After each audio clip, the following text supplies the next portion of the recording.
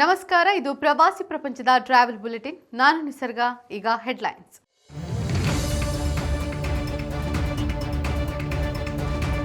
ನಮ್ಮ metro red line ನಗರಕ್ಕೆ danger, IISc ತಜ್ಞರಿಂದ ಶಾಕಿಂಗ್ ವರದಿ ಬಹಿರಂಗ. ತಾತಗುಣಿ ಅರಣ್ಯ ಪ್ರದೇಶದಲ್ಲಿ ಆನೆ ಪ್ರತ್ಯಕ್ಷ, ಕೊನೆಗೂ ನೆರವಾಯಿತು ವೈಲ್ಡ್ ಲೈಫ್ ಓವರ್ ಪಾಸ್. ಉದ್ಘಾಟನೆಗೊಂಡ ಜೋಧಪುರದ ಹೊಸ ಟರ್ಮಿನಲ್, ಪ್ರಧಾನಿ ನರೇಂದ್ರ ಮೋದಿ ಅವರಿಂದ ಭರ್ಜರಿ ಚಾಲನೆ. ಅಂಜನಾದ್ರಿ ಬೆಟ್ಟದಲ್ಲಿ ವಾಲ್ ಆಫ್ ಕ್ರಿಕೆಟ್, ದೇವರಿಗೆ ವಿಶೇಷ ಪೂಜೆ ಸಲ್ಲಿಸಿದ ದ್ರಾವಿಡ್ ಕುಟುಂಬ. ಸಿಲಿಕಾನ್ ಸಿಟಿಯಲ್ಲಿ ಸಂಚಾರದ ನಾಡಿ ಮಿಡಿತ ಅಂದ್ರೆ ಅದು ನಮ್ಮ ಮೆಟ್ರೋ. ಈಗಾಗಲೇ ಪರ್ಪಲ್ ಲೈನ್, ಗ್ರೀನ್ ಲೈನ್ ಮತ್ತು ಯೆಲ್ಲೋ ಲೈನ್ಗಳು ಚಾಲ್ತಿಯಲ್ಲಿದೆ. ಬ್ಲೂ ಲೈನ್ ಮತ್ತು ರೆಡ್ ಲೈನ್ಗಳು ನಿರ್ಮಾಣ ಹಂತದಲ್ಲಿದ್ದು ಅತಿ ಶೀಘ್ರದಲ್ಲಿ ಪೂರ್ಣಗೊಳ್ಳುವ ಸಾಧ್ಯತೆ ಇದೆ ಎಂದು ಬಿಎಂಆರ್ಸಿಎಲ್ ತಿಳಿಸಿದೆ. ಈಗ Sarjapur Hebbal red line double decker flyover ಯೋಜನೆಗೆ ಐಐಎಸ್ಸಿ ತಜ್ಞರು ತೀವ್ರ ಅಸಮಾಧಾನ ವ್ಯಕ್ತಪಡಿಸಿದ್ದಾರೆ. ಮೆಟ್ರೋ ಮಾರ್ಗದ ಮೇಲೆಯೇ ರಸ್ತೆ ಫ್ಲೈಓವರ್ ನಿರ್ಮಿಸುವ ಈ ಡಬಲ್ ಡೆಕರ್ ಮಾದರಿಯಿಂದ ಯಾವುದೇ ಲಾಭವಿಲ್ಲ, ಬದಲಿಗೆ ಇದು ಪರಿಸರಕ್ಕೆ ಅತ್ಯಂತ ಮಾರಕವಾಗಲಿದೆ ಎಂದು ತಜ್ಞರು ತಿಳಿಸಿದ್ದಾರೆ. ಈ ಕುರಿತು ಸರ್ಕಾರಕ್ಕೆ ವರದಿಯನ್ನ ನೀಡಲಾಗಿದ್ದು ಮುಂದಿನ ಆದೇಶದವರೆಗೆ ಯೋಜನೆಯನ್ನು ಸ್ಥಗಿತಗೊಳಿಸಲಾಗಿದೆ ಎಂದು ಅಧಿಕಾರಿಗಳು ತಿಳಿಸಿದ್ದಾರೆ. ಬೆಂಗಳೂರಿನ ತಾತಗುಣಿ ಬಳಿ ಎನ್ಎಚ್ 209 ರಲ್ಲಿ ನಿರ್ಮಿಸಲಾದ ಕರ್ನಾಟಕದ ಮೊದಲ ಆನೆ ಓವರ್ ಪಾಸ್ ಅನ್ನ ಕಾಡಾನೆ ಬಳಸಿರುವ ದೃಶ್ಯವೊಂದು ಕ್ಯಾಮೆರಾದಲ್ಲಿ ಸೆರೆಯಾಗಿದೆ.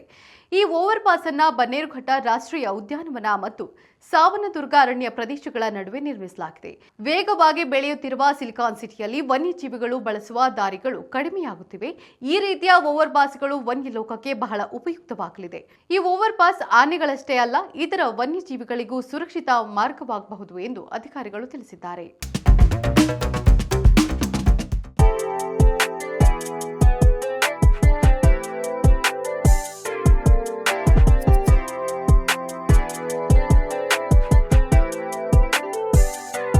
ಈ ನಗರವನ್ನ ನೊಬೆಲ್ ಪ್ರಶಸ್ತಿ ವಿಜೇತರ ತವರು ಅಂತಾರೆ. ಕಾರಣ, ಒಂದೇ ನಗರಕ್ಕೆ ಸೇರಿದ 3 ವ್ಯಕ್ತಿಗಳು ನೊಬೆಲ್ ಪ್ರಶಸ್ತಿ ಪಡೆದಿರುವುದು ಬಹಳ ಅಪರೂಪ.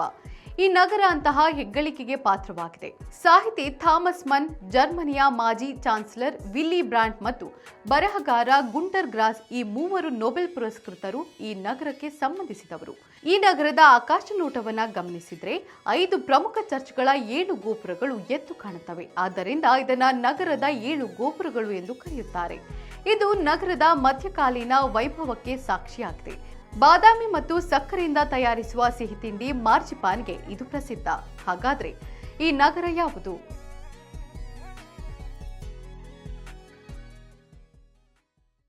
ಪ್ರಧಾನಿ ನರೇಂದ್ರ ಮೋದಿ ಇಂದು ರಾಜಸ್ಥಾನದ ಜೋಧಪುರ ವಿಮಾನ ನಿಲ್ದಾಣದ ಹೊಸ ಟರ್ಮಿನಲ್ ಕಟ್ಟಡವನ್ನು ಉದ್ಘಾಟಿಸಿದರು.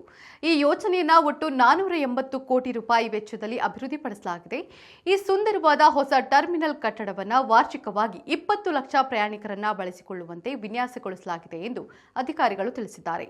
ರಾಜಸ್ಥಾನದ ರಾಜ ಪರಂಪರೆಯ ಥೀಮ್ನಲ್ಲಿ ನಿರ್ಮಾಣವಾಗಿರುವ ಈ ವಿನೂತನ ಟರ್ಮಿನಲ್ ಪ್ರಯಾಣಿಕರ ವಿಮಾನಯಾನಕ್ಕೆ ಸಕಲ ಸೌಕರ್ಯಗಳೊಂದಿಗೆ ಸಿದ್ಧವಾಗಿದೆ ಎಂದು ಸಚಿವಾಲಯ ತಿಳಿಸಿದೆ. Wall of cricket, Rahul Dravid Anjanadri ಬೆಟ್ಟಕ್ಕೆ ಭೇಟಿ ನೀಡಿದ್ದಾರೆ.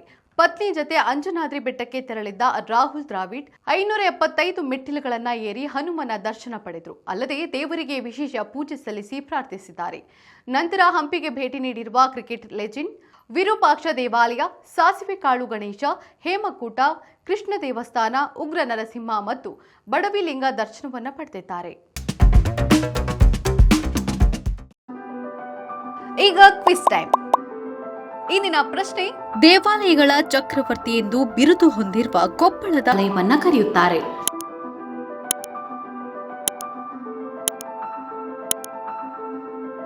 ಸರಿಯಾದ ಉತ್ತರವನ್ನ ಕಮೆಂಟ್ ಮಾಡಿ ತಿಳಿಸಿ. ಇದಾಗಿತ್ತು ಇವತ್ತಿನ ಟ್ರಾವೆಲ್ ಬುಲೆಟಿನ್. ನೋಡ್ತಾ ಇರಿ ಪ್ರವಾಸಿ ಪ್ರಪಂಚ, ವಿಹಾರ್ವೇ ವಿಶ್ವ. ನಮಸ್ಕಾರ.